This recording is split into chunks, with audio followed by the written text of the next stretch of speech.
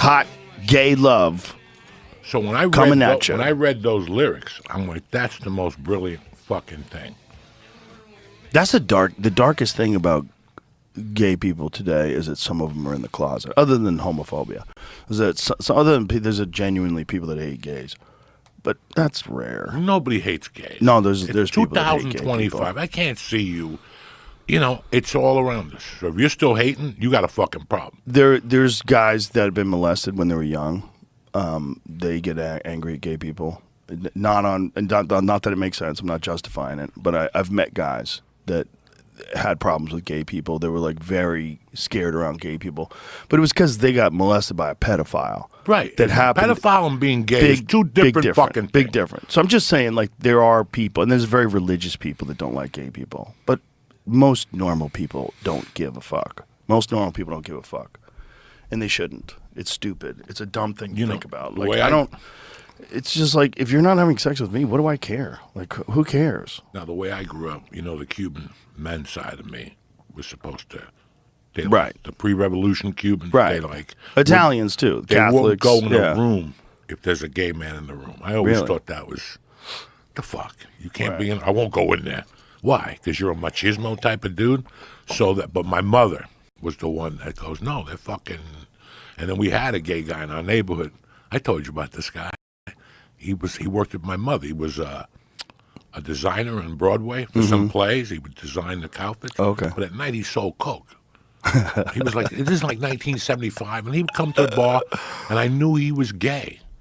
His name was Martin, and we call him Martin and Maricon because that's what that means in Spanish. Maricon means fag in Spanish. So that was his open name in the Cuban community. But one day he came into my mother's bar, and there was two bookies. I was like a kid. I was playing that shuffleboard. Remember when you play the sawdust and you spray it? I'm playing the shuffleboard, and he was right there. And the two bookies were in the corner. And the one guy goes, look who it is, Martin and Maricon. And this motherfucker pulled out a 32. Oh, Jesus. And he goes, listen, I'm going to tell the both of you that unless you suck my dick or I fuck you in the ass, you don't have the right to call me Martin the fag. So say it again, I'm going to shoot both of you. And my mom is yelling at him, Martin, Coco's behind you. If they start shooting at each other, I'm right here. I lift my head up. I'm like, oh, and Martin's like, and all of a sudden Martin left. So the next day, I guess he called my mother to apologize. And my mother made Martin come and apologize to me. And when he opened the door, and he was like, I'm very sorry about pulling out the gun, I go, fuck that. You're my new Charles Bronson. I gave him a fucking hug, and he became my best friend after that. And I respected him because he was going through hate.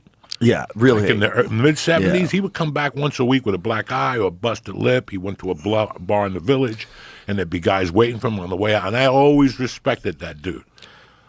Always respected him for that. The problem with bullies and bigots and all people that attack people like that is the same problem in all walks of society. It's weak men.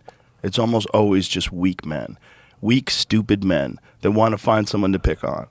Want to find someone that's not bothering them at all and fuck with them because they're weak. That's all it is.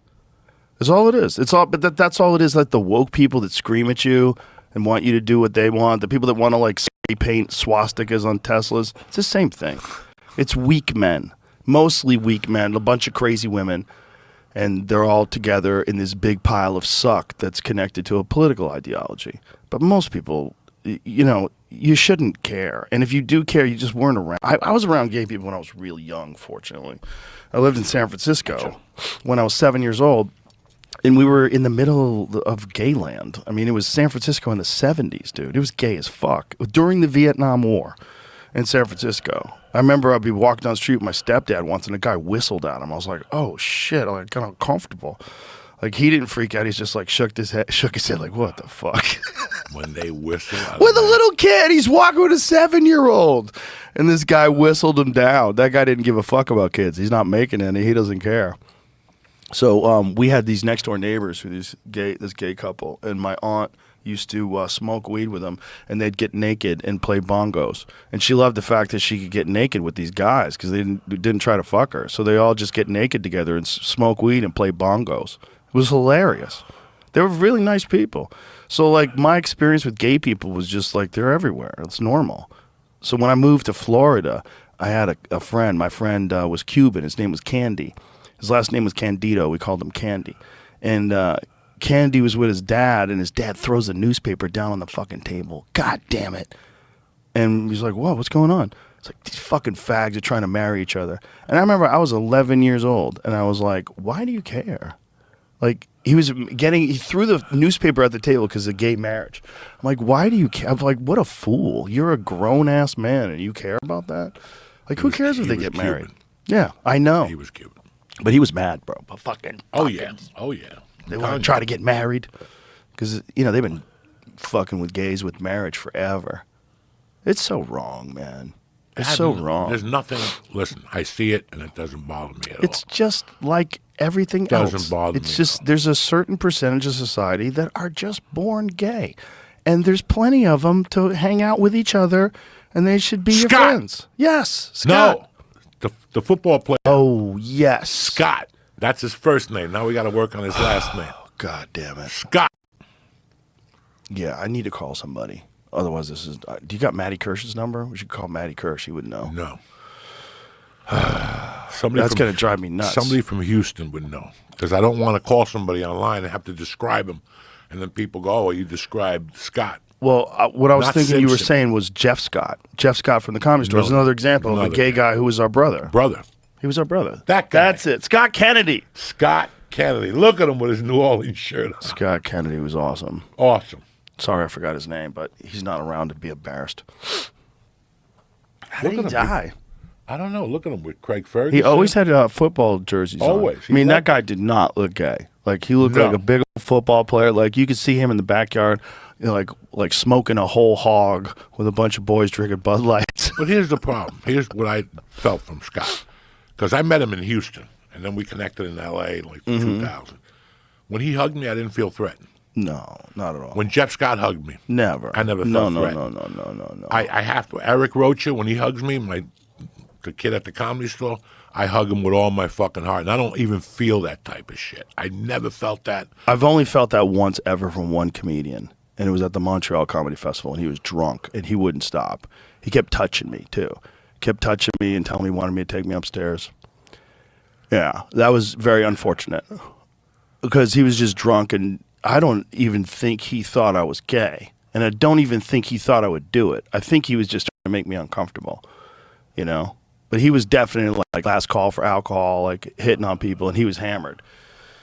But I was thinking, like, imagine being a girl and this is happening, where you fear for your life. Because I threatened him. I said, dude, I'm going to stomp a fucking hole in your chest if you keep doing this. Leave me alone.